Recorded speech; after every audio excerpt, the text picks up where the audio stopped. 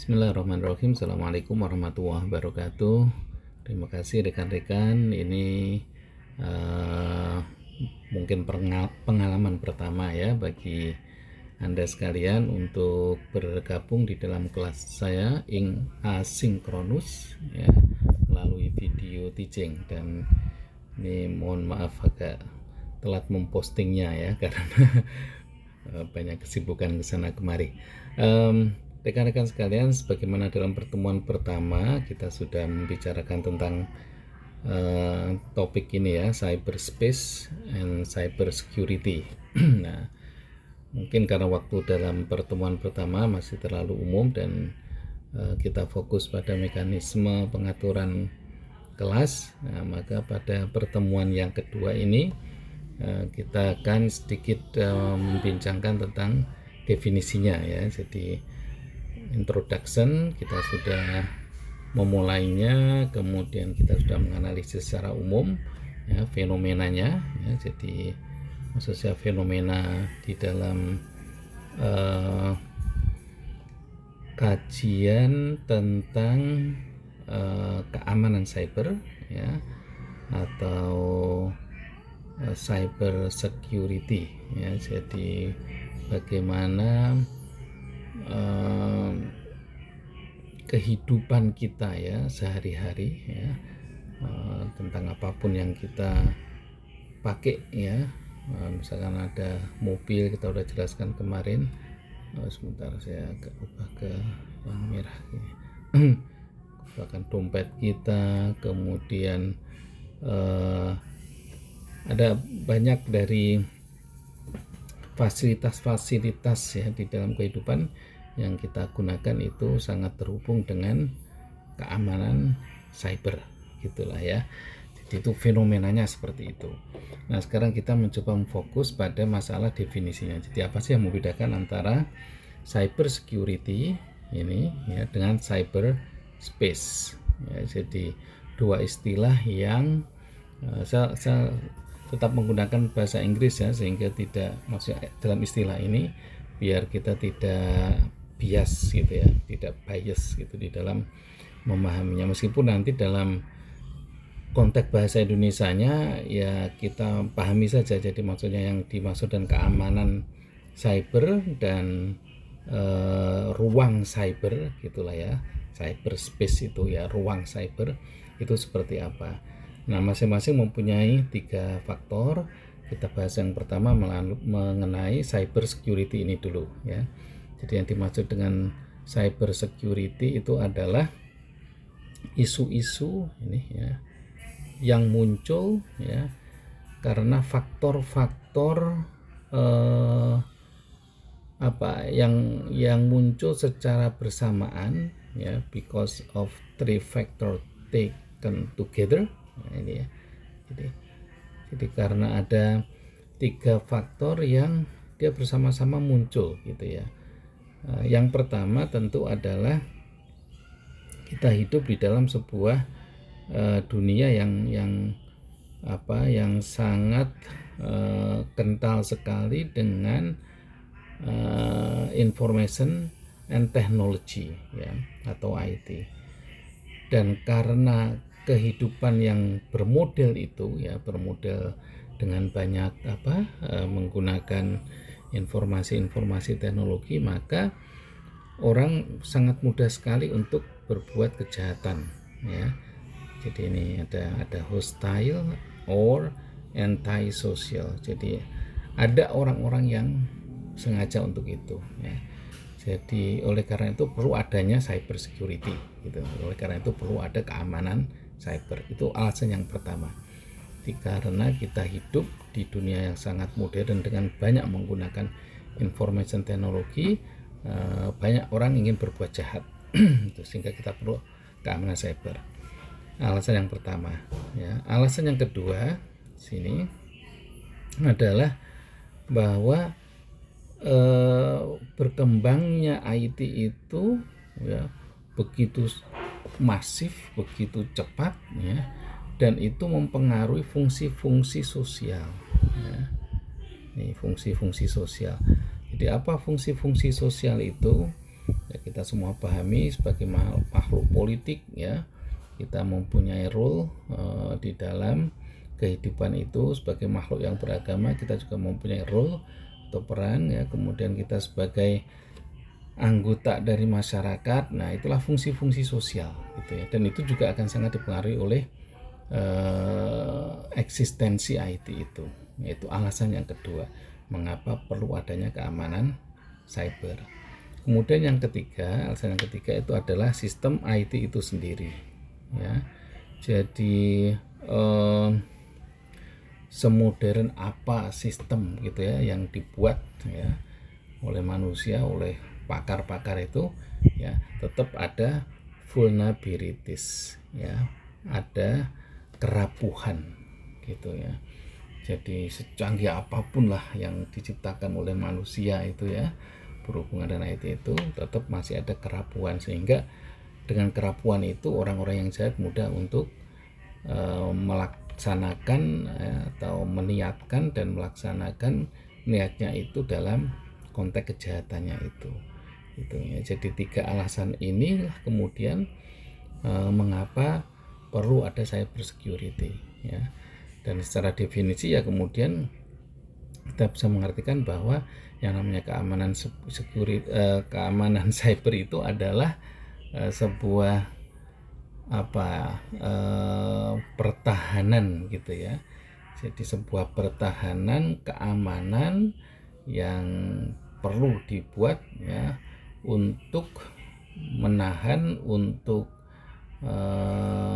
menjadi solusi ya terhadap hal-hal ya terutama yang berkenaan dengan tiga fenomena tadi itu ya.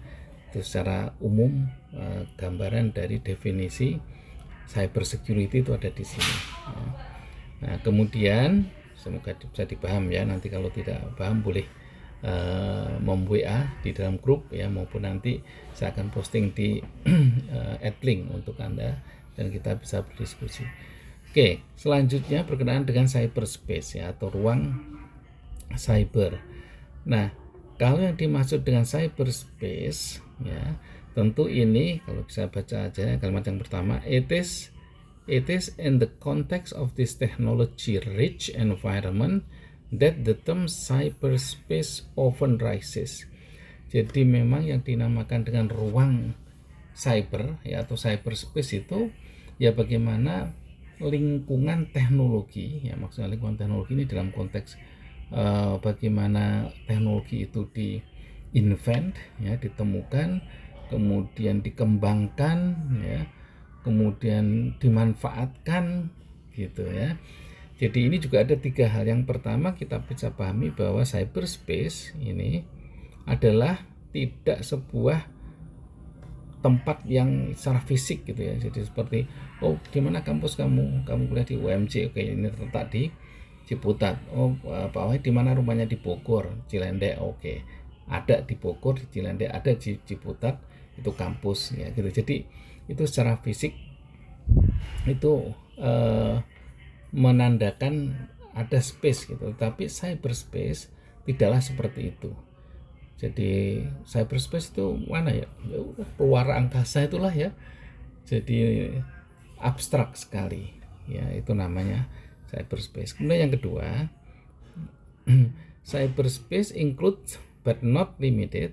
Cyberspace itu termasuk tetapi tidak hanya terbatas pada internet ya. Jadi ketika kita membicarakan cyberspace soalnya internet, no, ada banyak sekali ya ruang-ruang di angkasa lah, taruhlah begitu ya, yang bisa kita sebut sebagai cyberspace ya, di mana bintang ke bintang ya, termasuk orbit pesawat ruang angkasa itu bisa disebut sebagai sebuah cyberspace gitu ya, ruang angkasa. Kemudian yang ketiga ini, cyberspace include many intangible ya, sesuatu yang tidak begitu nyata ya, sesuatu yang tidak mewujud gitu ya, seperti informasi, itu namanya juga cyberspace, software gitu ya. Jadi itu kita bisa sebut sebagai sebuah cyberspace. Nah, Saya harapkan ketika kita sudah memahami cyberspace ini, kita kemudian bisa membedakannya dengan cyber security ya, yang sangat obvious ya, sudah sangat jelas perbedaannya itu.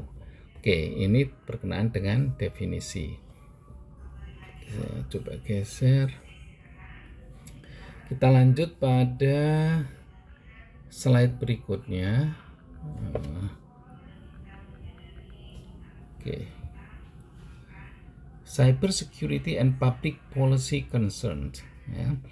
Nah, ini tentu berkenaan langsung dengan masalah penerapannya ya. Jadi bagaimana keamanan cyber itu berkaitan erat dengan keprihatinan ya, atau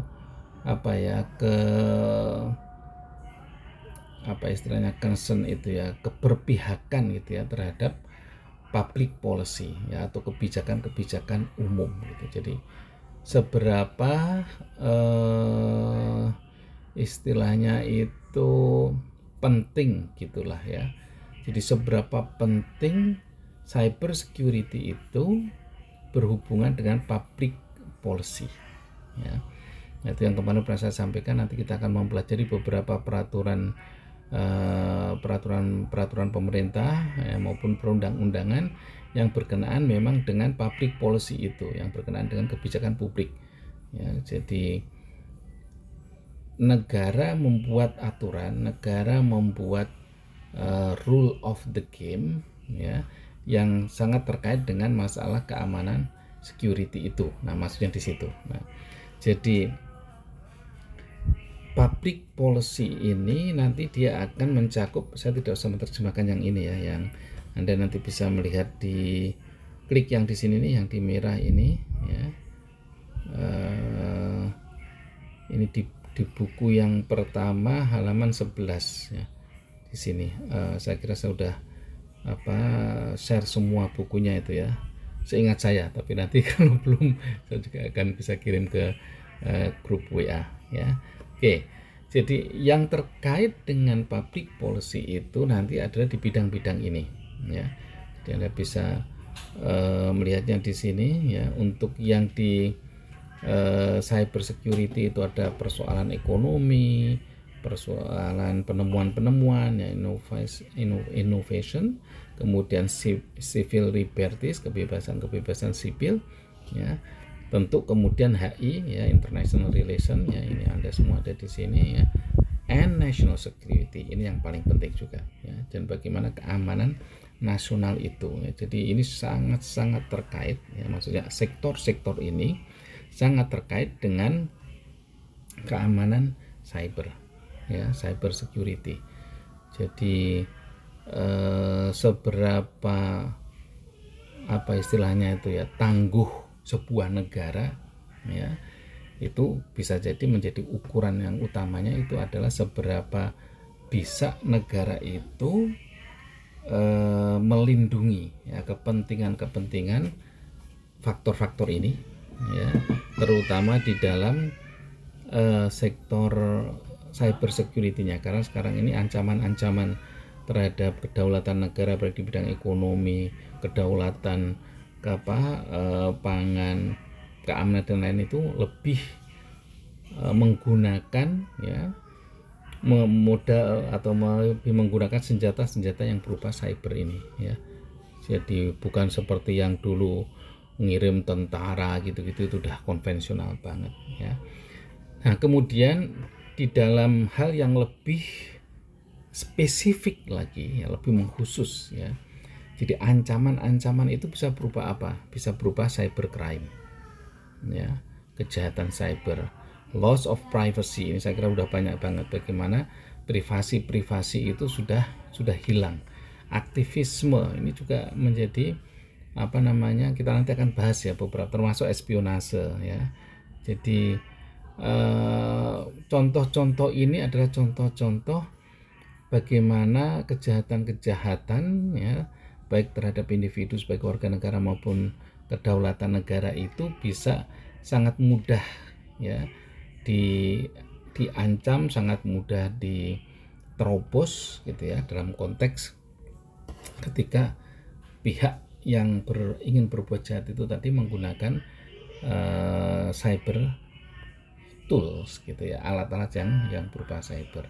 Nah, saya kira ini sebagai pengantar awal rekan-rekan sekalian berkenaan dengan keamanan cyber yang akan kita pelajari. Jadi kita akan nanti lanjut ya dalam beberapa pertemuan mendatang secara detail. Mungkin kalau ada yang sudah memang pinter dalam dunia istilahnya inilah ya, penginternetan yang sudah agak canggih ya, tidak hanya user ya. Kalau kita ini kan rata-rata users ya, pengguna. Sementara kita ingin ada yang namanya programmer. Jadi kalau rekan-rekan meskipun Anda jurusan politik HI, tapi kalau Anda canggih juga dalam bidang komputernya, Anda bisa sebagai orang yang membuat program ya, programmer di sini. Nah, tentu kan sangat membantu kita gitu ya, karena sebenarnya threat to cyber security itu ya, ancaman terhadap keamanan cyber itu sebenarnya lebih banyak dilakukan oleh mereka yang ini ya, para programmer itu ya. Jadi bagaimana ya, mungkin Anda bisa memberikan contoh lah beberapa kasus program-program layanan publik pemerintah kita yang pernah dihack ya misalkan, atau yang kalau Anda pernah yang secara internasional ada namanya Zulian ya, Assange ya, yang menghack dokumen-dokumen Kementerian Luar Negeri Amerika. Nah, seperti itu contoh real ya dalam bidang bagaimana ancaman cyber itu menjadi sebuah tantangan yang sangat pelik ya bagi sebuah negara yang tidak siap gitu. Nah, at least kita mempelajari ya, setidaknya kita sekarang mempelajari sehingga kita paham lah minimal situasinya seperti apa gitu. Saya kira demikian rekan-rekan sekalian, perkuliahan kita yang kedua berupa asinkronus ya. Silakan Anda menontonnya video ini kalau Anda kurang paham dalam banyak istilah-istilah, maupun Anda bisa memberikan komentar juga ya melalui channel YouTube saya nanti yang saya akan postingkan materi ini di channel tersebut ya. Saya kira demikian. Insya Allah kita bertemu dalam pertemuan yang ketiga. Saya akhiri. Assalamualaikum warahmatullahi wabarakatuh.